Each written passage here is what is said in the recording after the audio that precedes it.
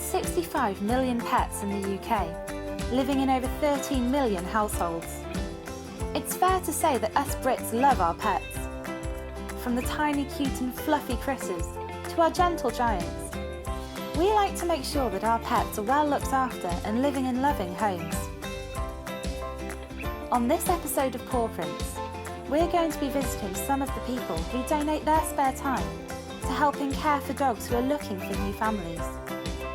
We're also going to be visiting the vets to see a tiny turtle regain its vision. But first we're headed over to Freshfields Animal Rescue to see what goes on at an animal sanctuary that takes any creature, big or small. Right, so as you can see over here, this is Steve. He's our farm manager. He multitasks, as you can see by all the cement and whatnot that's all over him. Realistically, he could do it 48 hours in a day. Currently there's 5 geese on the farm. We've got 2 geese here and a duck with an identity crisis who thinks it's a goose. These 3 go everywhere together. And it's a great example of animal friendships and how animals, just like people, bond. We've also got 8 sheep on the farm at this moment in time. There's something like 8 pigs. Roughly, at any point here, there's 200 to 300 chickens. Far too many cockerels, because cockerels, like most blokes, strut their stuff, like to fight over the girlies. Some of these sheep have been kept in people's backyards. And again, it just shows how ridiculous people are in terms of a sheep is not a pet. It shouldn't live in a garden. A sheep needs an outdoor area. It's an outdoor animal. It's not a family pet, unless you've got the farm and the space to look after it. We've also got a micro pig, and I would like to talk about the problem with micro pigs because some people even have them in council houses without a garden. And often with a micro pig, it'll throw back and grow to something absolutely huge. And like everything, it wears off. People get bored with them, they realise they're messy. I mean, who would keep a pig in a house? It's insanity. Many shelters will focus on one species, like dogs or cats. Some will take some types of wildlife. But I think Freshfields particularly now is unique in so much as it has a farm. Very few animals are turned away. We have the kennels, we've got the cattery, we've got wildlife. And when you look at wildlife alone, you're talking about hedgehogs, wild birds. We've got terrapins, we have curlews, owls, absolutely any bird somebody brings in, we will cater for here. We get a lot of wood pigeons and very few rescues will deal with a wood pigeon now because they're so stressy in captivity, as is a grebe or a curlew or a heron. So I think the most unique thing about Freshfield is it cares for all animals. So every animal that comes here, we do our best for, which is vital for us in terms of fundraising and looking at how on earth we maintain it. I mean, even on this farm, pigs and sheep don't come cheap to feed, and you add in the veterinary costs and maintaining the habitat, which is why the manager unfortunately can't do this talk because he doesn't have 10 minutes. He's lucky if he gets a cup of tea. We have a variety of different chickens. We've got geese. We've got runner ducks, which are ever so cute because they're on their back legs and they do this crazy, silly little run. The animals here are also rehomed, so they won't necessarily be here for life. Again, a home check would be done before somebody would take a sheep or a pig or a chicken. Part of our aim as a rescue is the welfare of the animals. No animal is euthanised here until it has no quality of life, and the focus is always on the welfare of the animal, and we provide the best possible care for every animal, and we don't ever euthanise just because there's too many.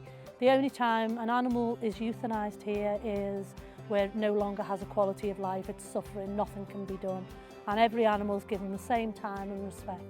With wildlife, our aim there is to release.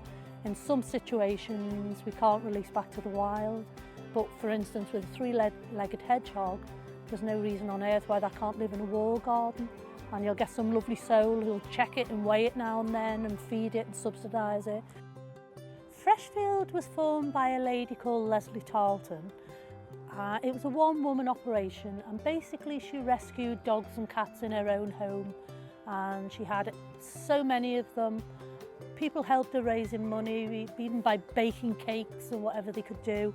And then this place was donated to her in a will and became Freshfield Animal Rescue.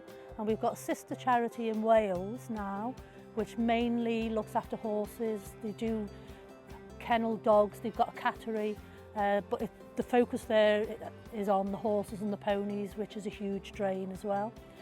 But I think Freshfields, as it stands at this moment in time, from the trustees to the managers to the staff, the whole thing's like one big jigsaw puzzle. Everybody's got a little part in that. I'm being buttered. Hello, darling. Cheeky girl. So everybody does play a part, and as well as working here and volunteering here, we've got things like charity shops. We're totally dependent on the goodwill of the public and volunteers, and they're the lifeblood of the charity. All of it, little pieces in the puzzle, come together to form Freshfield, and that's what Freshfield is. And everybody's a little wheel in a cog, and as long as everyone plays the part, Freshfields remains the brilliant, outstanding charity that it is today. Over at Village Vet Centre in Woolton, veterinary surgeon Alan Humphreys has a very tiny patient in need of some help regaining vision in one of its eyes. This is a tiny little musk turtle that was brought in by an owner because there's a problem with the eye. Right eye's fine, left eye's abnormal. This is at the extreme end of small animals. This little musk turtle weighs 9 grams. Well, it did the other day. It's eaten a little bit since then. So let's weigh little turtle and see what we've got today. 8. Okay, let's call it 7 grams, because I'd rather have it on the lower side because we're going to give this a general anaesthetic. We're going to put a tiny needle up here. The eye, we can't leave the eye. The stuff, there's matter stuck under the eyelids, and it's causing a lot of irritation. And if we don't do something about this, it's going to go blind, and there's a lot of discomfort. We need to do something. We just can't leave this alone. As you saw, very small little animal. When we've got small things, we use magnification. We can use things called operating loops, which go on the end of my glasses. But this is really tiny. So we're going to use a thing called a dissecting microscope. This is normally for doing very fine, detailed dissection of creatures for research and for knowing how they work. And we're going to use it to look at the eye. Right, we've set up the dissecting microscope and we've put some extra light sources, so we've now got a good view of this little turtle's head and eye. But he's moving around too much and we can't hold the eye still, so we're now going to give the anaesthetic.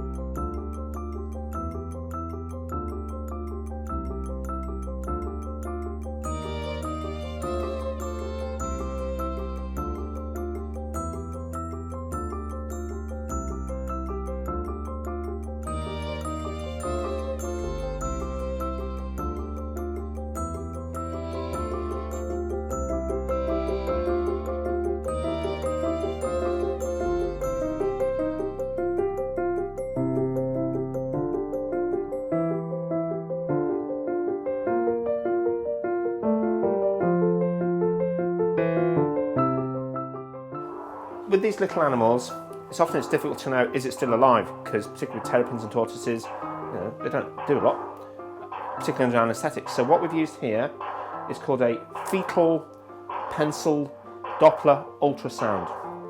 This is what they use when they're trying to measure the baby's heartbeat and what it's doing inside the uterus in pregnant women. But it works really well on small terrapins and turtles. So what you're hearing there is the heartbeat of this tiny 8-gram turtle. We did get an awful lot of this yellowy, gungy matter, and it's not pus. It's kind of like pus, but it's not necessarily due to an infection. It's just cellular material which normally would come out the eye with the tears and things like that. But this animal, I think, has a vitamin A deficiency because the diet hasn't quite been good. And this is all due to vitamin A deficiency. Once we've flushed this out and changed the diet, we should do okay with this little one.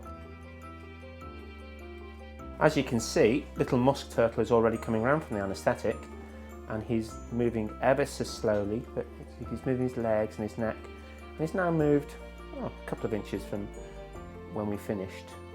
I'm happy to move him now to a warm vivarium for his full recovery, but I don't think we have to watch him moment by moment now, because we can see obviously the anaesthetic is wearing off. We'll recover from the anaesthetic. We're moving around brightly, happily. I'll get him out in a moment so we can have a closer look at the eye to see if we can have a better view of the eye. So I'll just get him out now. And a little one. Okay, that's a normal eye, if you can see that. It's difficult because he's moving his head around so much. Now the other eye, it's still puffy and the eyelids are over.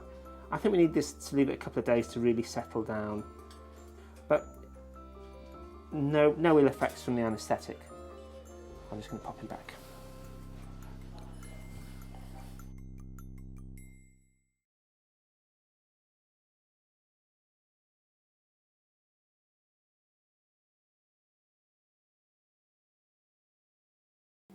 There's around 110,000 dogs without homes in the UK.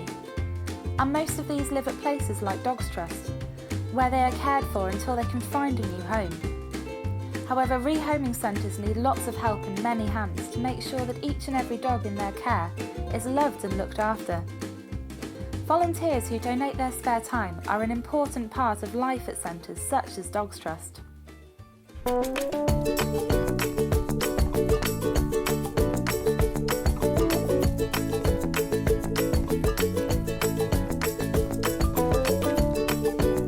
Turner, and I'm the volunteer coordinator here at Merseyside.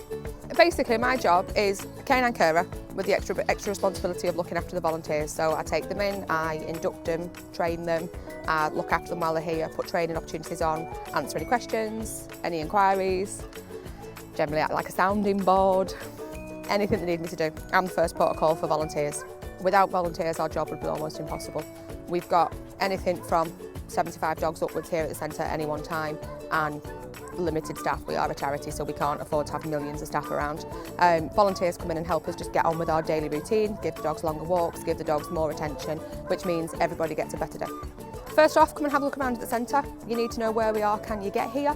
Have a look at the dogs in the centre, check that you're okay with dogs in kennels. Some people still find it really upsetting, dogs in kennels. However, come and have a look around, check you can get here, check you like the kennels, and then grab an application form from reception. We need to think you've got something that you can give to us here as a volunteer. So it's a little bit more than I like dogs. Dog experience are things we can use more.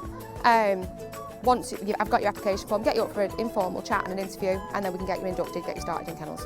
They can help with anything to do with our daily routine. They can help us to clean kennels, they can help us to walk dogs. We have fun days, open days where they can help fundraise with us. They can help with the maintenance man if we have space to do it. That's quite a limited opportunity. Just anything that's going on. We have corporate days where companies can come in and just donate a day to us, where they help take dogs to the local park or paint or garden or whatever else we've got going on at the centre. So there's all sorts of ways you can help us. We've got easily 50 die-hard, we see them every week, volunteers, and over 100 volunteers we see over the space of a month.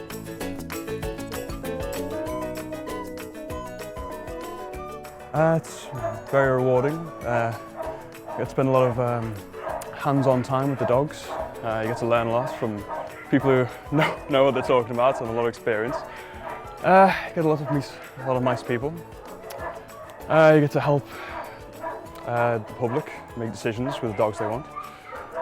I think my favourite part is just the on-hand tasks you have to do with the dogs. You've got to walk them all at least twice a day. You've got to clean the kennels.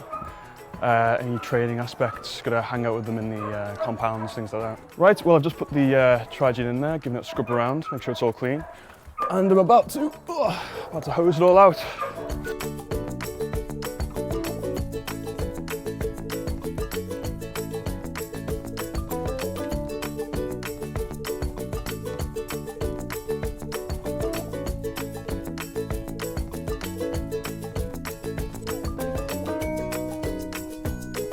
days when it's just me here, I'll do 4 walks a day, so it's 4 dogs separately. The idea being that the dogs are starting to get out to the park and mix with other dogs, which is lovely. And in the days I come, we walk 2 dogs together, and it's nice, we can socialise with each other. I had lots of spare time, and I love dogs, and I was thinking of volunteering, and I couldn't think of anything better to do. So ever since I've done that for 2 years, I love every minute of it. I always did have dogs. My last 2, I started off with a Labrador, and then I heard about a border collie who was in a bad state. We took him on, and the 2 of them became friends. We had them for about 7 years. My circumstances are that I can't have a dog at the moment, which is why it's so great to come here. I feel these are my dogs. The thing is, with the volunteers, we've got the time to give them a nice long walk. We take an hour at a time, don't we, really, around the park. Staff are great, they've got a great job to do, but they haven't got the time to take them on really long walks. And you get very close to the dogs, don't you? The likes of Stella, another regular for us, we absolutely adore her. She's a Bull Mastiff cross. My first meeting with her when I first came round, and I went along 6 feet from her kennel, and she was warning me away. I was flying at it, and she was like that with everyone, especially men. The 3rd visit, she looked a bit uncertain, but I got right next to her kennel, and I started to talk to her, put my hand in, she gave my hand a lick. I was rubbing her head, and I was saying to the staff, can we chance it now, can I take her? Anyway, I got her out to the local park. She's not really been accustomed to being out in a park, and we know a few of the dogs there. Some of them started to arrive. Initially she was a bit nervous, but within a few weeks she started to get to know the dogs and the people. She was actually pulled to get nearer to them. And the prime example was the other week. By chance, everyone in the park turned up at the same time, and she was there with these 11 dogs all running around, lurchers, Jack Russells, beagles, all sorts, legging round her, and she was right in the middle of it. They'd come up to her and she'd do a nose-to-nose, wag her tail, you know, and it gives potential for a better future for her. Yeah. Just like Scooby the Beagle that stayed with Dave, when I started walking him, he would react to every dog, bark and warn them off. And like Stella now, he's just happy to meet dogs. I had one special dog, I loved Remy last year. He was a lurcher. I used to take him home with me for the day, and I'd have had him if I could. My circumstances wouldn't allow me to have a dog. But when they're going to their home, no, you're happy for them. We've seen many dogs we've been fond of, haven't we? Indeed. You do cry, you have a little tear. Yeah, we're both the same on that one. Yeah. Just want to see them when they've been in their permanent home. Because most of the dogs here, they deserve it, they don't deserve it. I mean, don't get me wrong, it's a great centre for them, they're safe and they're warm and they're loved. But you can't be having your own home, can you? That's what they're here for, aren't they? To help them along the way.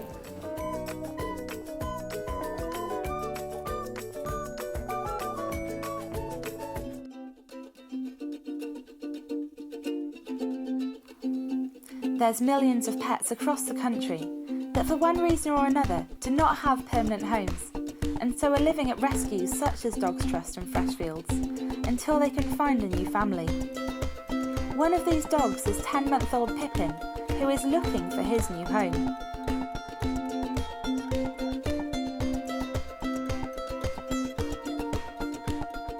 This is Pippin. We're desperate to find Pippin a home. He came in, he was tied up outside the post office at 12 o'clock at night. One night someone brought him in to us, and he's now 10 months old. He did go to a home with some other dogs, they adored him, but he was so boisterous with the other dogs were getting miserable, so they had to give him back to us. He's a really lovely dog, he's so affectionate, he's so playful, he's so good with dogs, he's great with cats, he's great on the lead, he's just a really lovely dog. I don't know why he's not got a home yet.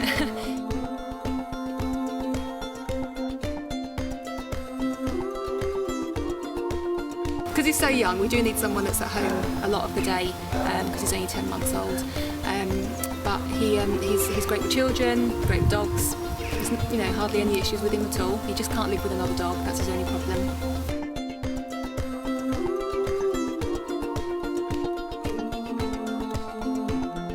Well, basically we've got a list of sort of standard questions that we ask people just to make sure that they're suitable for a dog.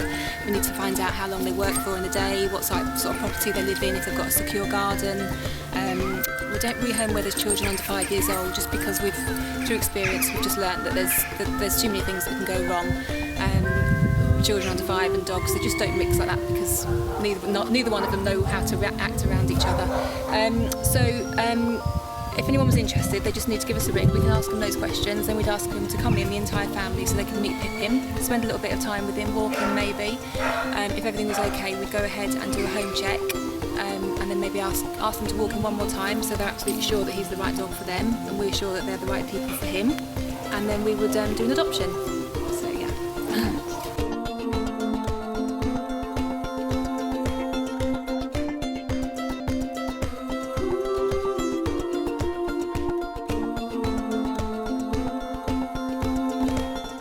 Yeah, we've got about 40 dogs here. We've got a lot of dogs that have been here for quite a while because they've got a few sort of specific issues, so they take a little bit longer to rehome. But there's plenty of dogs. There's a dog for everyone really. Some of them do need a little bit longer to get to know, and that's a big issue for some people. Some people just want a dog they can take home very quickly. But we sometimes have to ask people to get to know the dog, over a couple of weeks first. But we've got all kinds of dogs, yeah. We've got tiny Yorkies in that are 13 years old. We've got big dogs that, are just sort of 6-7 months old. So we've got a massive range really. But we always do the same sort of process. Speak to people, find out what their circumstances are, and then introduce them to the dog if we think they're suitable, and take it from there.